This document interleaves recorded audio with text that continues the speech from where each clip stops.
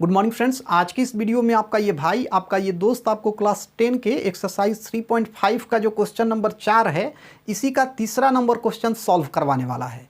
इसके पहले के जो दो क्वेश्चन है उसे हम लोगों ने ऑलरेडी सॉल्व कर रखा है। यहाँ पे इस क्वेश्चन में हमें कुछ वर्ड प्रॉब्लम दिए गए हैं। हमें इन वर्ड प्रॉब्लम की सहायता से दो समीकरण तैयार करना है और फिर इन दोनों समीकरण को हमें किसी भी विधि के द्वारा हल कर देना है। आइए सबसे पहले ये देख लेते हैं कि इस प्रश्न में हमसे क्या कहा जा रहा है। तो जो भी बातें इस प्रश्न में हमसे कही जा रही है ना, उसे शॉर्ट में मैंने यहाँ बोर्ड पे लिख दिया है, लेकिन इस प्रश्न को मैं आपको पूरा डिटेल्स में खुल करके बताने वाला हूँ। आइए समझते हैं कि इस प्रश्न में हमसे क्या कहा जा रहा है। तो यहाँ पे इस प्रश्न में हमसे ये कहा जा रहा है कि यश नाम का कोई लड़का है और ये लड़का एग्ज़ाम देने के लिए जाता है। अब इस एग्ज़ाम का नियम जो है ना, वो थोड़ा अलग है। नियम क्या है ये समझते हैं। इसमें कहा जा रहा है कि अगर कोई लड़का एक प्रश्न का सही उत्तर देता है तो इसके लिए उसे 3 नंबर मिलेगा, लेकिन अगर कोई लड़का एक प्रश्न का गलत उत्तर दे देता है तो इसके लिए 1 नंबर काट लिया जाएगा। अब यश ने एग्ज़ाम दिया।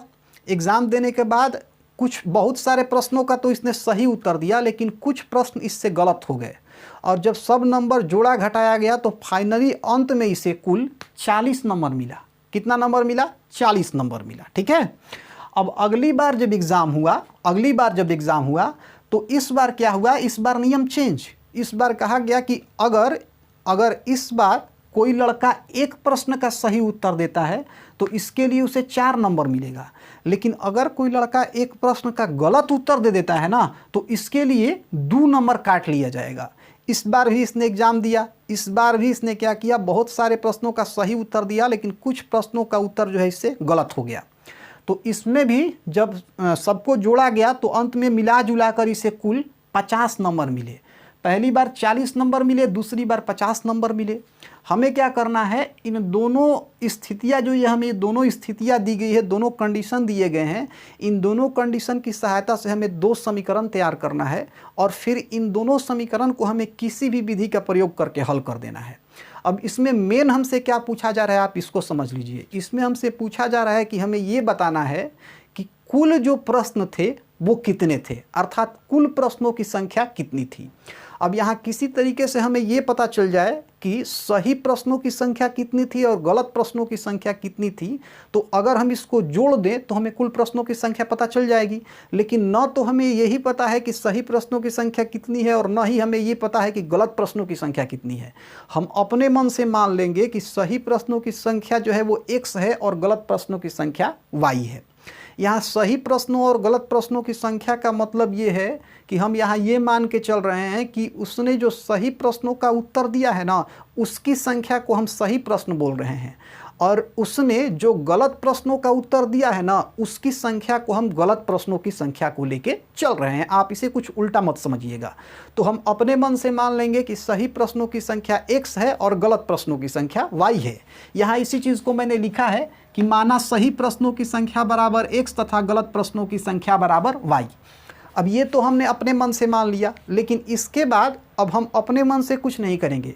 जो भी बातें हमसे प्रश्न में कही गई हैं ना, हम उसको फॉलो करते चले जाएंगे। ये हमारा मैथ चुटकियों में सॉल्व हो जाएगा। तो अब इसके लिए हम लिखेंगे प्रश्न से, क्योंकि अब हम जो भी करेंगे ना वो प्रश्न के मुताबिक करेंगे। तो यहाँ हम लिख देंगे प्रश्न से। ठीक है। अब देखिए, इस क्वेश्चन को आगे बढ़ाने से पहले मैं आपको एक बहुत छोटा सा कॉन्सेप्ट समझा दे रहा हूँ। अगर आप ये कॉन्सेप्ट समझ लेते हैं ना, तो मुझे नहीं लगता है कि इसके आगे इस मैथ को बनाने के लिए आपको मेरे हेल्प की ज़रूरत पड़ेगी। आप खुद से इसे सॉल्व कर सकते हैं। आइए पूरा डिटेल्स में समझते हैं कि ये कॉन्सेप्ट क्या है। जैसे मान लीजिए कि आप परीक्षा देने गए। आप परीक्षा में आपको कुल 20 प्रश्न मिले। कितने प्रश्न मिले? 20 प्रश्न मिले। इस 20 प्रश्न में मान लीजिए कि आपने 15 प्रश्नों का सही उत्तर दिया और 5 प्रश्न का गलत उत्तर दे दिया। अब इसका नियम ये है कि अगर आप एक प्रश्न का सही उत्तर देते हैं तो आपको 10 नंबर मिलेगा। अगर एक प्रश्न का आप गलत उत्तर देते हैं तो 4 नंबर काट लिया जाएगा। तो अब यहाँ पे आपको ये बताना है कि आपको कुल कितने नंबर मिलेंगे।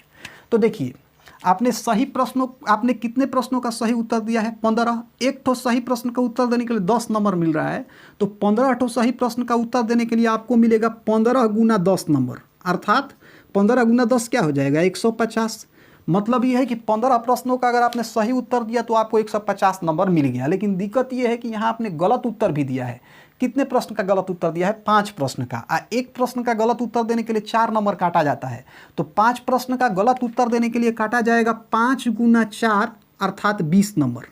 तो अब कितना नंबर आपको मिला? 150 तो सही था और गलत हो गया 20 नंबर का, तो कुल कितना मार्क्स मिला, कुल कितना नंबर मिला? तो 150 में से 20 को घटा देंगे।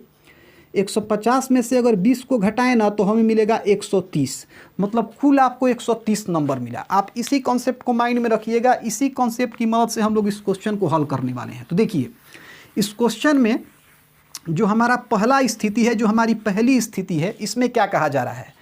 इसमें कहा जा रहा है कि अगर कोई लड़का एक प्रश्न का सही उत्तर दे रहा है तो उसे 3 अंक मिल रहा है।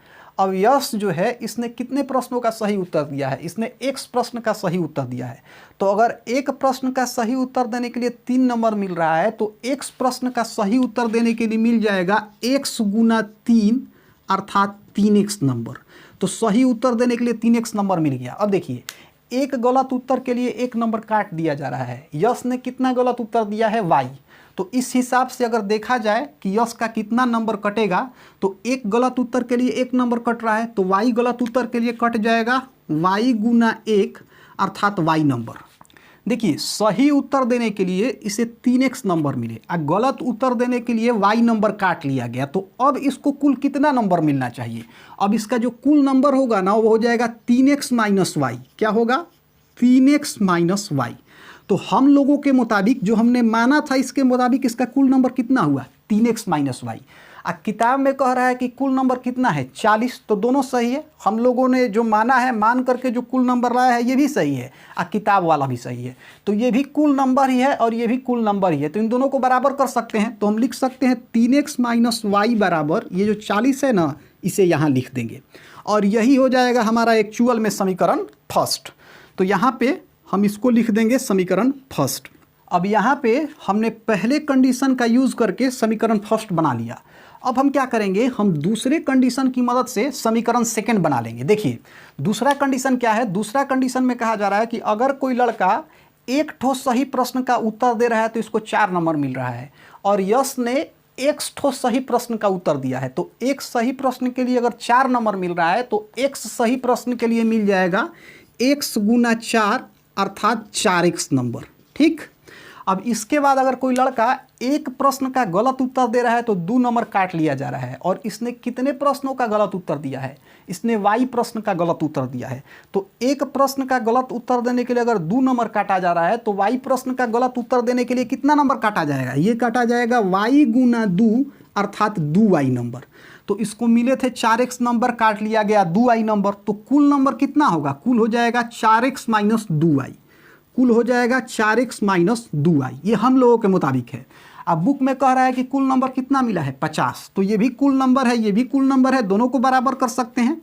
तो 4x माइनस 2y बराबर यहाँ लिख देंगे 50 और यही हो जाएगा हमारा समीकरण सेकेंड। तो समीकरण फर्स्ट और सेकेंड तो हमें मिल गए। अब यहाँ से आसानी से हम किसी भी विधि के माध्यम से इन दोनों समीकरण को हल करके x y का मान निकाल सकते हैं। तो आइए पहले इन दोनों समीकरण को हम एक जगह लिख लेते हैं, ठीक है, और बाकी जो चीज़ें हैं ना उसे यहाँ से हम हटा देते हैं। तो पहला समीकरण है 3x माइनस वाई बराबर 40। 3x माइनस वाई बराबर 40, ये है हमारा पहला समीकरण। दूसरा समीकरण है 4x माइनस 2y बराबर 50। 4x माइनस 2y बराबर में है 50। ठीक है। अभी इसको हम दूसरा समीकरण नहीं लिखेंगे क्योंकि इस समीकरण को चाहे तो हम और छोटा कर सकते हैं। अब इन सारी चीज़ों को मैं यहाँ से हटा दे रहा हूँ क्योंकि इसका अब यहाँ पे यूज़ नहीं होने वाला है। तो यहाँ पे हमें 2 समीकरण तो मिल गए। पहला समीकरण हमारा ये रहा। अब ये जो देखिए ये दूसरा समीकरण है ना, इसको थोड़ा हम छोटा करके लिखेंगे। तो जो हमारा दूसरा समीकरण है 4x माइनस 2y बराबर 50, इसमें से हम 2 कॉमन निकाल लेंगे। इसमें से 2 कॉमन निकालेंगे तो 2 यहाँ कॉमन निकालें ना, तो 2 का पहाड़ा कितना बार पढ़ें कि 4x आ जाए। तो 2 का पहाड़ा 2x बार पढ़ेंगे तो 4x आ जाएगा। इसके बाद यहाँ माइनस है तो माइनस 2 का पहाड़ा कितना बार पढ़ें कि 2y आ जाए। तो 2 का पहाड़ा y बार पढ़ेंगे तो 2y आ जाएगा और इधर बराबर में 50 है। अब यहाँ से अगर हम 2xy को बाहर खींच ले तो 2 जो है ना ये 50 के नीचे चला आएगा। तो यहाँ लिखेंगे 2x माइनस वाई बराबर 2x माइनस वाई बराबर 50 ज्यों का त्यों, इसके नीचे ये 2 चला आएगा। यहाँ 25 बार में 50 को 2 कटा देगा। तो हमें यहाँ से फाइनली मिला 2x माइनस वाई बराबर 25, और यही हो जाएगा हमारा समीकरण सेकेंड। तो यहाँ से फर्स्ट समीकरण तो हमारा ये रहा और सेकेंड समीकरण ये हो गया। तो आइए डायरेक्ट हम यहाँ पे इसको हटा करके, चूंकि जगह यहाँ है नहीं, हम डायरेक्ट यहाँ पे समीकरण सेकेंड को लिख देते हैं 2x माइनस वाई बराबर 25, 2x माइनस वाई बराबर 25, और ये हो जाएगा हमारा समीकरण सेकेंड। अब यहाँ पे इसे हम क्या करेंगे, इसे हम लोग यहाँ पे फिलहाल विलोपन विधि की मदद से हल करने वाले हैं। अब विलोपन विधि की मदद से हल करने के लिए मुझे क्या करना पड़ेगा, इन दोनों समीकरण से या तो x वाले पद को गायब करना पड़ेगा, नहीं तो y वाले पद को गायब करना पड़ेगा। यहाँ पे मैं दोनों समीकरण से y वाले पद को गायब करने वाला हूँ। ऐसा मैं इसलिए कर रहा हूँ कि यहाँ पे y वाला पद गायब करना ज़्यादा आसान है। क्यों ज़्यादा आसान है? क्योंकि देखिए दोनों समीकरण में y वाला पद बराबर है। अगर आप x वाले पद को देखें ना, तो दोनों समीकरण में x वाला पद बराबर नहीं है। तो अगर हम x वाले पद को गायब करना चाहते हैं तो यहाँ हमारा कैलकुलेशन थोड़ा लंबा होगा, लेकिन अगर हम y वाले पद को गायब करना चाहते हैं तो हमारा कैलकुलेशन लंबा नहीं होगा, इसलिए हम y वाले पद को गायब करेंगे। अब y वाले पद को गायब करने के लिए मुझे क्या करना पड़ेगा, इसके लिए मुझे समीकरण फर्स्ट में से समीकरण सेकंड को घटाना पड़ेगा। अब आप कहिएगा कि मुझे कैसे पता चला कि समीकरण फर्स्ट में से सेकंड को घटाने पे y वाला पद गायब हो जाएगा? तो इस चीज़ को मैं आपको समझा देता हूँ। देखिए समीकरण फर्स्ट में हमारे पास है माइनस वाई, और सेकेंड में भी हमारे पास है माइनस वाई। अब हम क्या करें कि ये जो दोनों y है ना एक दूसरे को कटा दे। तो इसके लिए हम क्या करेंगे, हम बीच में, हम इन दोनों के बीच में माइनस का चिन्ह दे देंगे। किसका चिन्ह दे देंगे? माइनस का। देखिए अगर बीच में माइनस का चिन्ह देंगे ना, तो माइनस वाई जो कहते हो, माइनस माइनस प्लस, और ये वाई जो कहते हो। देखिए प्लस वाई माइनस वाई क्या हो गया, खत्म हो गया। तो इसका मतलब ये है कि अगर हम समीकरण फर्स्ट में से समीकरण सेकेंड को घटा दें तो वाई वाला पद क्या हो जाएगा, गायब हो जाएगा। तो यही काम अब हम करेंगे। हम यहाँ लिखेंगे कि समीकरण फर्स्ट माइनस सेकेंड से, समीकरण फर्स्ट माइनस सेकेंड से क्या है, फर्स्ट 3x माइनस वाई बराबर 40, 3x माइनस वाई बराबर 40, और सेकेंड है 2x माइनस वाई बराबर 25, 2x माइनस वाई बराबर 25। अब आइए इसको घटाते हैं। तो मैंने आपको बताया था कि जब भी हम समीकरण फर्स्ट में से सेकंड को घटाते हैं ना, तो जो नीचे नंबर रहता है उसका जो चिन्ह होता है उसका उल्टा लिखते हैं। देखिए नीचे यहाँ 2x है, इसके पहले कुछ नहीं है तो प्लस है, प्लस का उल्टा क्या हो जाएगा, माइनस। अब ये प्लस 2x नहीं रहा, अब ये हो गया माइनस 2x। यहाँ y के पहले माइनस है, माइनस का उल्टा प्लस, अब ये माइनस y नहीं रहा, अब ये हो गया प्लस y। यहाँ 25 के पहले कुछ नहीं है तो प्लस, प्लस का उल्टा माइनस, अब ये प्लस 25 नहीं रहा, अब ये हो गया माइनस 25। अब यहाँ माइनस वाई और प्लस वाई खत्म हो जाएगा। अब 3x माइनस 2x को अगर सॉल्व करें, मतलब 3x में से 2x घटाएं तो हमें x मिल जाएगा। तो यहाँ पे हम x लिख सकते हैं बराबर, यहाँ है 40 और यहाँ है माइनस 25। 40 माइनस 25 को हम अगर हल करें तो यहाँ से हमें मिल जाएगा 15। तो यहाँ हम लोग लिख सकते हैं 15, ठीक है। तो x बराबर हमें यहाँ से क्या मिल गया, x बराबर हमें मिल गया 15। अब x के मान को चाहे हम समीकरण फर्स्ट में रख दें या फिर सेकेंड में रख दें, दोनों ही स्थितियों से हम आसानी से y का मान निकाल सकते हैं। तो यहाँ पे फिलहाल मैं x के मान को समीकरण फर्स्ट में रखने वाला हूँ। तो यहाँ मैं इस चीज़ को लिखूँगा कि x का मान समीकरण फर्स्ट में रखने पर, x का मान समीकरण फर्स्ट में रखने पर क्या है समीकरण फर्स्ट, तो समीकरण फर्स्ट है 3x माइनस वाई बराबर 40। ये है 3x माइनस वाई बराबर 40। यहाँ से 3 जो कहते हैं ये x है ना, x के जगह पे हम 15 लिखेंगे। तो लिखेंगे 3 गुना 15, इसके बाद है माइनस वाई और फिर बराबर में है 40।